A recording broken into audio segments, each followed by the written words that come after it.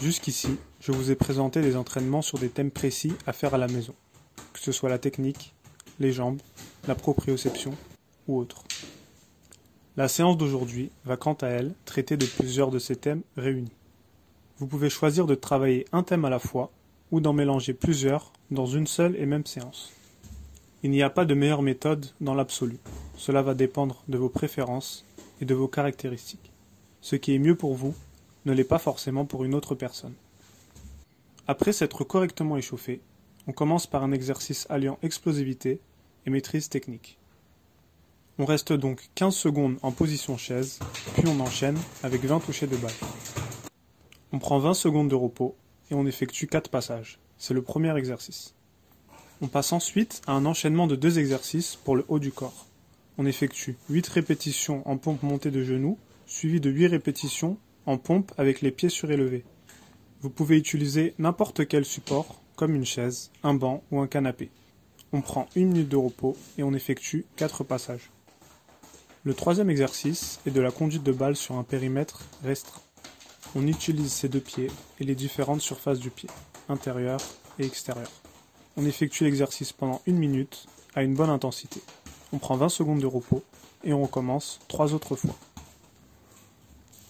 On passe ensuite à un exercice qui va cibler les jambes principalement. Ce sont les déplacements latéraux. On effectue 1 minute de travail, suivi d'1 minute de repos, et on effectue 4 passages. L'utilisation d'un élastique est préférable ici, mais pas obligatoire. C'est un exercice très intéressant dans la prévention de blessures, notamment du genou. Pourquoi ? Car il favorise un rééquilibrage musculaire en travaillant le moyen fessier.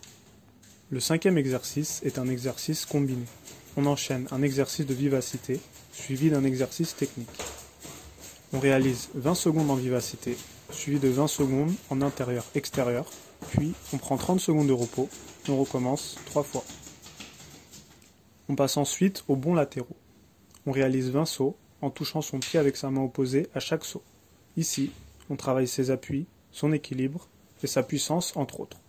On prend 30 secondes de repos et on réalise 3 autres passages.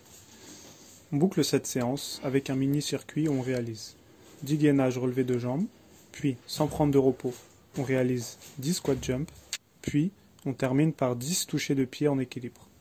On prend ensuite 30 secondes de repos et on réalise 3 autres passages.